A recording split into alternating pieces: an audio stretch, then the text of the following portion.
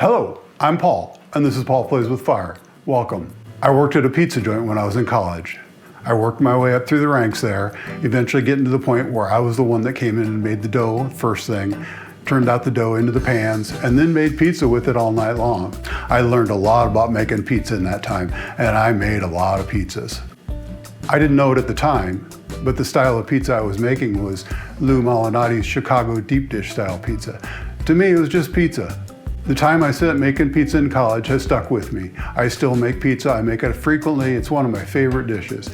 I've dabbled with other styles, but I keep coming back to Chicago deep dish style pizza because it really ticks all of the boxes for what you want on a cold Midwestern night. Call it a casserole, call it pizza, I don't care, I just call it delicious. So here it is. I'm going to show you my Chicago deep dish style pizza recipe. It is not the same recipe as I made in college. It has evolved a little bit over the years, and I'll talk about some of those differences along the way. But for now, let's make some pizza. To get started, we're going to make our pizza dough first. And the first step in making pizza dough is getting the yeast started and getting the yeast proofed. And that's just simply a matter of, in this case, we're not doing anything fancy like sourdough. We're taking just regular old Red Star active dry yeast, putting it in a pan, and then we're gonna add 1 2/3 cups of water, warm water, about 90 degrees. Don't wanna get it too warm, you'll kill the yeast or shock the yeast. Add 1 2/3 cup of water to the yeast, and then just mix it up for a little bit. There, now we'll let that sit and proof for 10 minutes, and hopefully we'll come back to nice frothy bubbles. Okay, moving right along, now we're gonna make the rest of finish up making the dough. The dough has proofed up, or the yeast is proofed up nicely. We're gonna start by adding about, I think it's 3 cups of my flour mix. And if you watched the sourdough episode, you saw what the flour mix is made of, but just as a refresher, I'll tell you again. It's 60% bread flour, 30% white whole wheat flour, and 10% rye flour. And it makes a really good deep dish pizza. So we're gonna put 1. That'll be enough for now. We can always add a little bit more later. It's easier to add flour to a wet dough than it is to add water to a dry dough. And that was about 8 grams of salt, sea salt, and then we're gonna add a cup of olive oil. I know that seems like a tremendous amount of olive oil for a pizza, but this is an oily pizza. This is not your New York style pizza. And we're gonna stir that up until we get our shaggy ball. Once again, shaggy ball is when all the water has been absorbed by the flour, and it forms a loose clump yet. Forms a loose clump. And then we let that auto-lease once it is in the shaggy ball stage, and letting it auto-lease gives the flour a chance to fully absorb the water. We're gonna add a little more flour. I think we're at about 3 1/3 cups now. When I made pizza at that pizza place in college, our dough recipe started off with 25 pounds of flour and 5 quarts of water. So obviously that made a lot of pizza. And I used a stand mixer, I didn't do that by hand. A big old Hobart. There, it's shaping up a little bit. It's a thirsty dough today, must be the weather. We've had 2 days of solid blizzard here in the Midwest. Pretty much everybody all the way across the country has had some kind of weather. But we just had a miserable couple days. Below zero and 50-mile-an-hour wind gusts, and people couldn't get around, we just stayed home. Sometimes that's your best bet. Okay, I think we're at shaggy ball. We're gonna stop there and let it rest for about a half an hour. Okay, the auto-lease period is completed, and the dough looks pretty good. The water and the flour have become one, if you will. So we're just gonna turn that out onto our floured kneading board, and it's still plenty wet. Looks like good thing we got plenty of flour to put in it. But it feels really good. It feels perfect. Part of it's that oil is the reason it feels so wet. It is an oily dough, but it browns up really nicely. get a little more flour in there. Maybe weigh it, see what we got. Looks like 43¼ ounces. So we shoot for about 21 ounces in a pizza dough. That's about right. So we will just kind of knead this. This is exactly what I used to do at the pizza place. We're gonna let that sit and rest for about 5 minutes, and then we'll come back and cut it into 2 pieces. Okay, our dough has had, a 10-minute rest or so after our original work in it, and we're gonna just work it a little bit more. And I don't do the push and fold knead, that kind of knead. I pick it up and I just work it. We're gonna divide this into 2 pieces, and we're gonna be using our 14-inch deep dish pizza pans. I've had these for years. I think they originally started out as non-stick. Now they're just kind of seasoned. They've had so much use that nothing sticks to them anymore. So we're gonna cut this roughly in half. Just like 21.7 or so, I think. That's 21.6.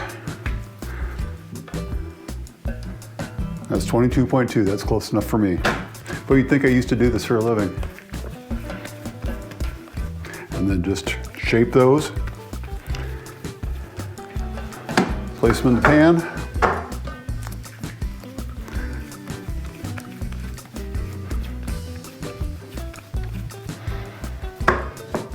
There's our pizza dough. Oops, that one's not quite ready yet. Now we'll stick those in a warm place where it's about 70, 80 degrees and let them sit for about 2.5 hours. And they'll at least double in size and they'll be ready to go. Next time we touch the dough, we'll be pressing it out to make a pizza. So we'll see you then. Okay, as we're going through this process, I got a couple things I got to touch on before we go too much further. First of all, it is Christmas Eve right now, and it's been tradition at our household that we have family over, and I make Chicago-style deep dish pizza for them. So that's why we're doing this tonight, and that's why we're filming it, because it's a very special time for us, and it's a special thing. Another thing I should mention is that I made a batch of Quad Cities dough last night and put it in the fridge. Look at that. The line was that full when I put it in the fridge, and it comes out that full. So it's a good lively dough. I've also got a batch of chili on the stove just to feed people too. So it should be a good time. Oh, Lou Malnati's. I did not work at Lou Malnati's. I just said that it was Lou Malnati's style, so I don't want anybody to get confused there. I'm not going to say where I did work because I think they're still in business a little bit. So it was 40-some years ago too, so I don't think anybody cares at this point, but it wasn't Lou Malnati's. And then the other thing I want to mention is subscribe if you can, and like this video if you like our content, because we love bringing it to you. And if you subscribe it and like our videos, then it does help it get out to other people. It makes it available to other people, so that helps. So anyway, I'm going to turn this dough out real quick. If it comes out, put enough oil in there, it should. There we go, that's a nice looking dough. That'll be very nice. See all those red streaks in there? That's from the paprika and the malt. If you want to learn more about Quad Cities Pizza, I know where you can get a video that talks all about it. Look on my channel just from like about a month ago. It's really good stuff. So we're going to put that in the fridge. I'm not going to talk too much about Quad Cities Pizza tonight, other than I'm infatuated. That's where we're making it again. So I'm going to put this in the oven where it's going to have a nice warm space to rise. Well, we're back, and look who we got. Keith's back here home for Christmas and here to help me make pizza. So we're gonna get after it and see what kind of damage we can do. So we're just gonna cut up some ingredients real quick, and he's gonna help and talk. And how's your drive in? I heard it was terrible out there. It was not great weather, but I made it, and I'm here and I'm hungry. Good, well that's a good, you're at a good place to be hungry, because we got chili and we got a big pot of chili back there on the stove. Oh, I didn't even see that. It's still cool, probably better. Why don't you go ahead and turn the heat on that Okay. while you're back there.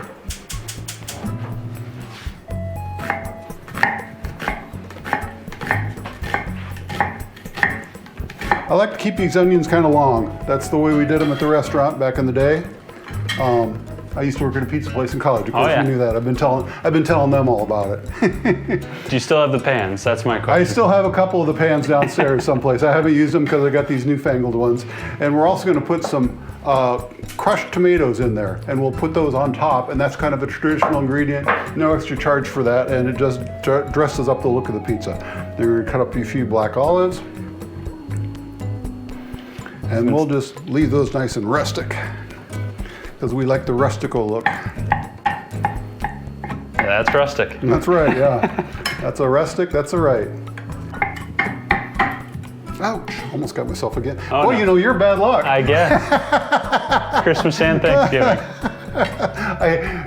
In case you haven't watched our Thanksgiving video, he came home and helped me and saved the day. Saved the day because I cut myself cutting the darn turkey. I was carving the turkey, and I just had a new boning knife that I was using, and managed to nick myself. And well, we got out of that one okay though. Yeah.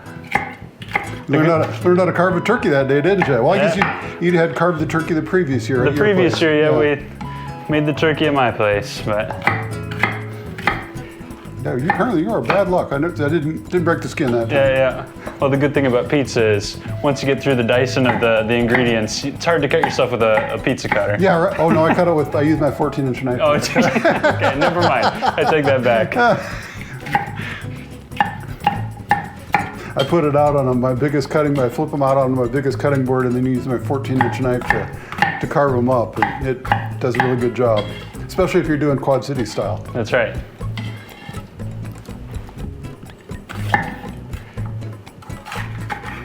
Yeah, I've seen at some of the restaurants in the Quad Cities. They have one of those big two-handed roller knives. I don't know what those are called, but yeah, I don't really figure I make enough pizza to justify that. I think that's fair. Yeah. You probably got more equipment for pizza than you need, even with the amount that you make it. So. I've got quite a bit of stuff, but we use a lot of it. We make a lot of pizza.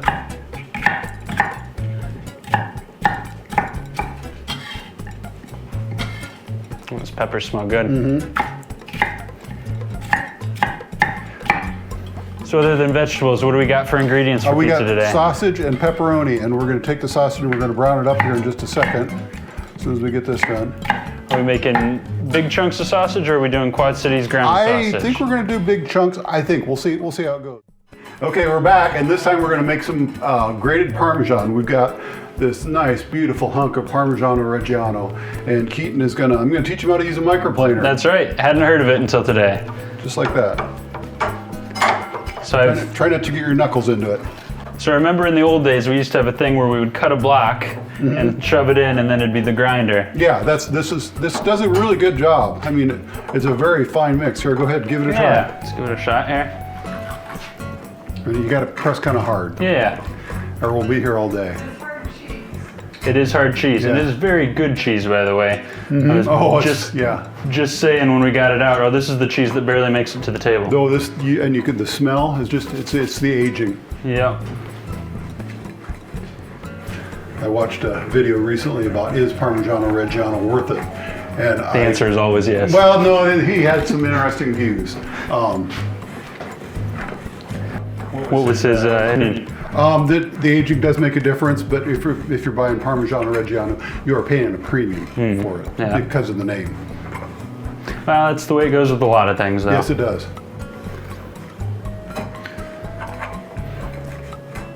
So have you done an episode on your chili yet? I did one way back in the day. Did you? Outside? But I'm gonna do another one. Okay. I'm gonna do another one because I'll probably do an inside version. And besides that, the one I did was so long ago. In the early days. In the early days of, I know it's only like 4 months ago, but still, it seems like a long time ago. Yes, it does. So it'd be nice to kind of update that a little bit. So that'll be coming soon, people. We'll do here, you'll try that. Yes, some of that. yes, I do. Do it on camera. It's good cheese. Yeah, it's really good cheese. Mm-hmm.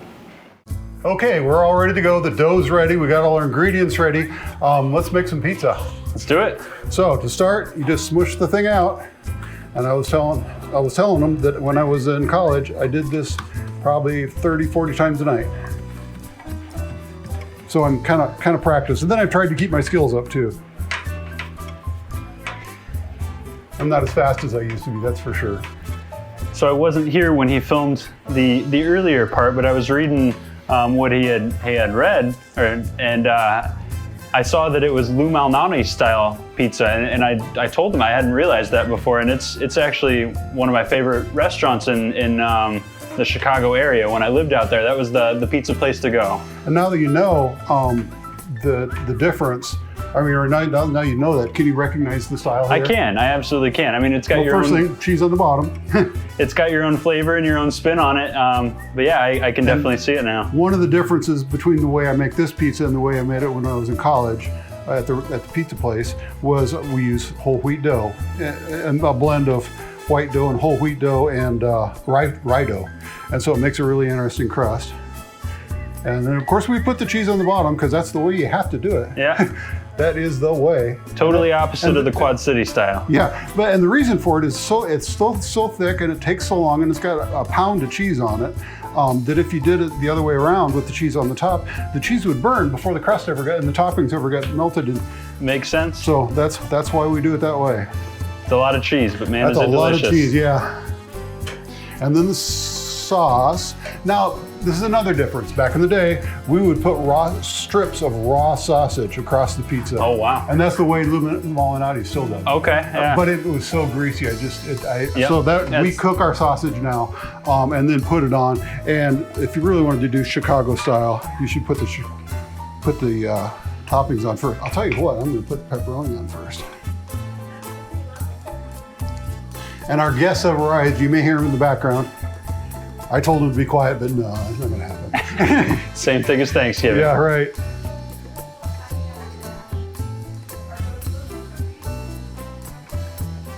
One in the middle there, even it out. Yeah.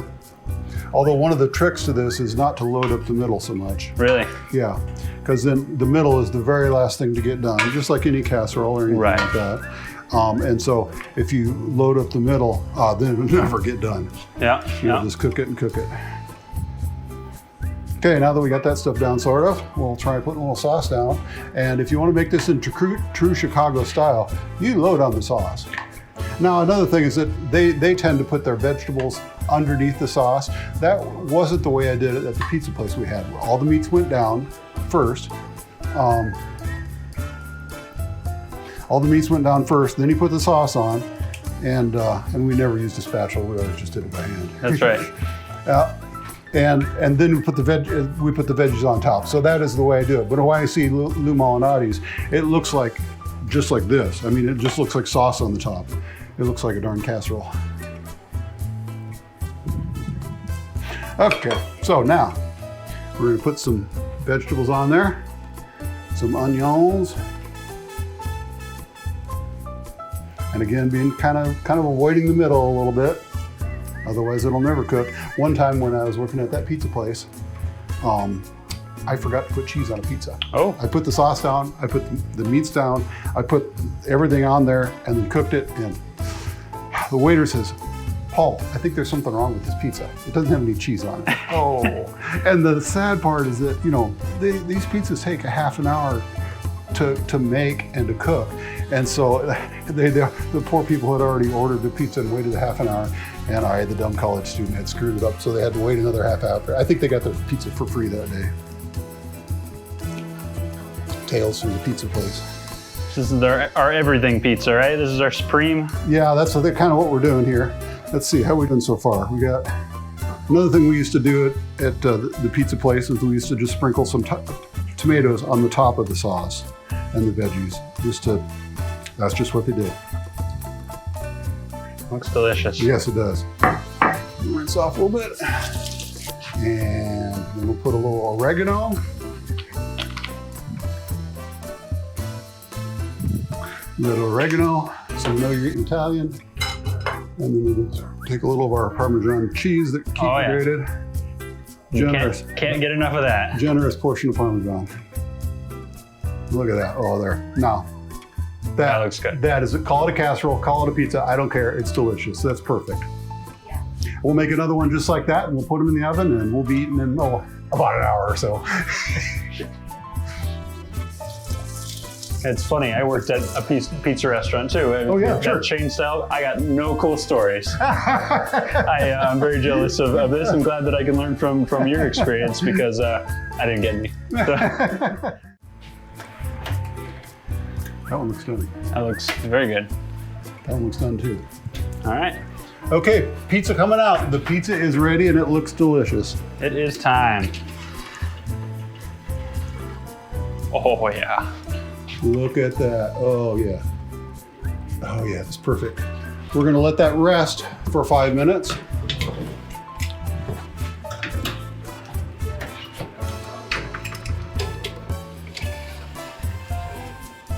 Back in my pizza place days, I could do this without the support underneath, but I'm not that good of a gripper these days. And look at, even though the cheese was under all that, it bubbled up to the Cheese top. rises to the surface. Yeah, it's very cool the way that does that. Okay, now we really have pizza. Look at that. These are good. These are ready to go, and the crust is just perfect. They haven't released yet, but I think they will eventually. What do you mean by that? I want the pizza to spin independent of the pan. Spin. Yeah, Gotcha. But I'm afraid we have too much wet sausage on there for that. Could be. Could be. Good question. Yeah, I asked because I legitimately didn't know. I've seen you do that other years though, where you kind of spin it and it slides around in the pan. Yeah. Oh, this. Oh, that looks so good. Yeah. That is. Okay. See if we can't get a piece out of there. Those are not small pieces. There we go.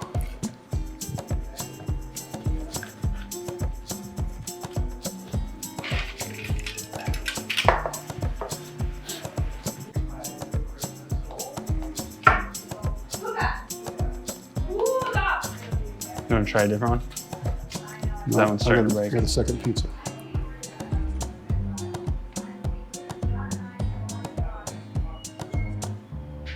I'm getting crushed. Nice. Spilled it over fine. underneath. Okay, go ahead, give it a try. Let me know what you All think. right, so we got some pizza. Oh yeah, the mountain of cheese on there.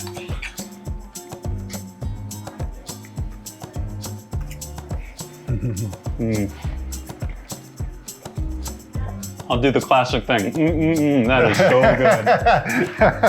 good. But it is though, it really is, and it reminds me of Christmas and of home, you know?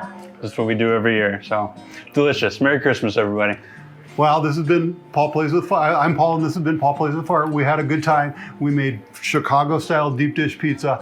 It doesn't get any better than this. We got family, we got holidays. Have a happy holiday, everybody. We got eating to do. Yeah, we got pizza to eat.